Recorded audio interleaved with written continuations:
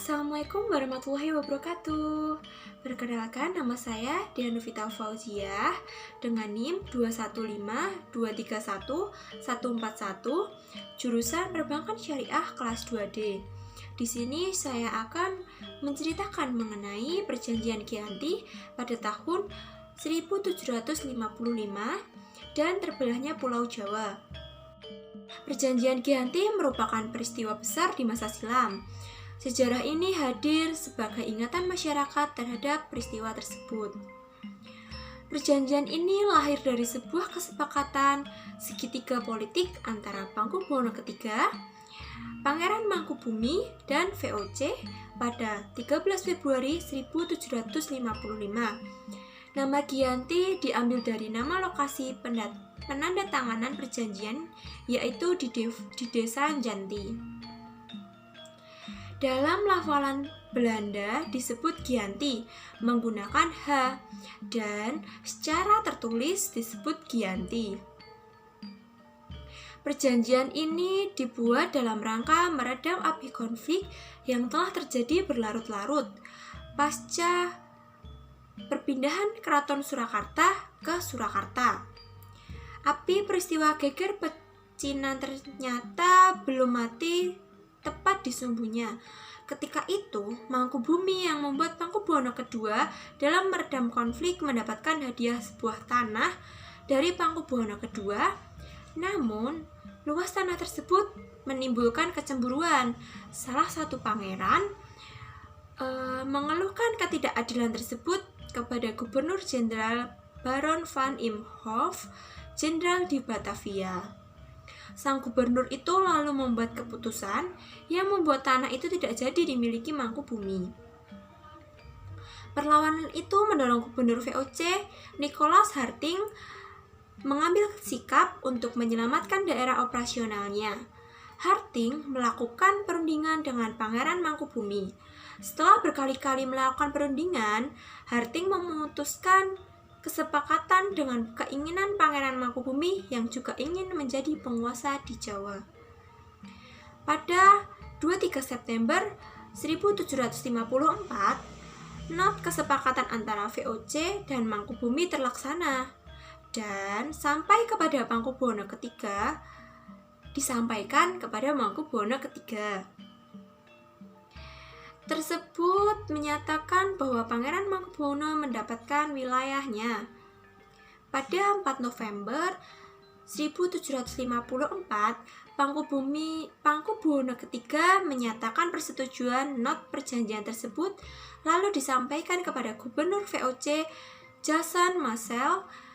Kesepakatan ini mendorong terjadinya sebuah perjanjian besar. Penandatanganan ini menyebabkan pangkal dari terbelahnya tanah Jawa menjadi dua bagian.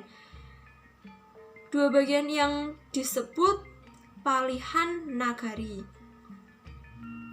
Hal ini menjadi awal mula naik tahtanya Mangkubumi di Yogyakarta sebagai Sri Sultan Hamengkubuwono I dengan gelar Senopati ing Ngalengka Sayyidin Panatagomo Khalifatullah.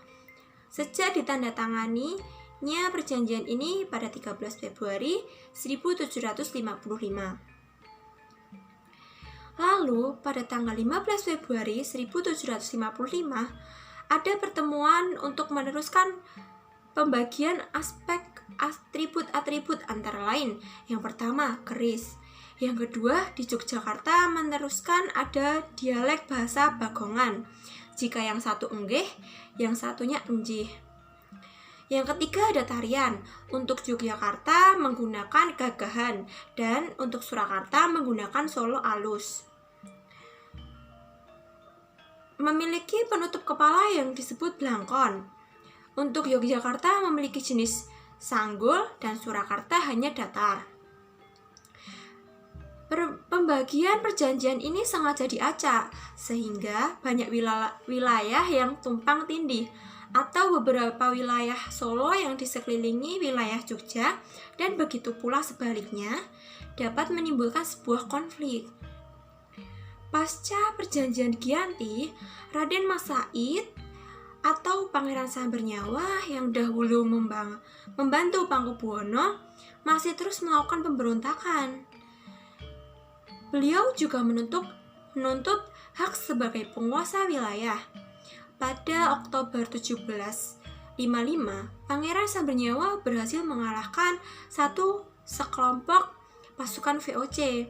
Kemudian, pada Februari 1756, ia juga hampir membakar keraton baru di bangunan Yogyakarta. Setelah bertahun-tahun berperang, VOC akhirnya menyudahinya dengan menandatangani perjanjian Salatiga pada 1757 yang membuat Jawa semakin terbelah. Dalam perjanjian ini disepakati bahwa Pangeran Sambernyawa mendapat bagian dari wilayah Kasunanan Surakarta dengan wilayah yang dikenal dengan Kadipaten Mangkunegaran. Pangeran Sambernyawa pun memiliki singgasana sendiri dengan gelar Kanjeng Gusti Pangeran Adipati Arya Mangkunegara Lelono Jaya Misesa Senopati ing Alengka Satriya Raga Mataram ing Nagri Surakarta Adiningrat. Pembagian Jawa ini tidak berhenti di era berikutnya. Pada tahun 1813, pada masa pemerintahan Gubernur Jenderal Thomas Stamford Raffles, Kesultanan Yogyakarta juga terpecah dengan lahirnya Pakualaman. Dengan itu, Jawa memiliki 4 pemerintahan yang berbeda. Masing-masing tumbuh dengan model dan orientasi politik yang berbeda. Hal ini pula yang mengantarkan Jawa pada keberagamannya. Dinamika politik yang digerakkan oleh revolusi pada pertengahan digerakkan oleh revolusi tahun 1940-an membuat mereka mengalami nasib yang berbeda. Kesunanan Surakarta dan Kadipaten Mangkunegaran berubah menjadi situs cagar budaya. Sementara Yogyakarta dan juga memiliki Pakualaman berubah menjadi daerah istimewa Yogyakarta. Sekian dari saya, bila ada salah kata saya mohon maaf. Wassalamualaikum warahmatullahi wabarakatuh.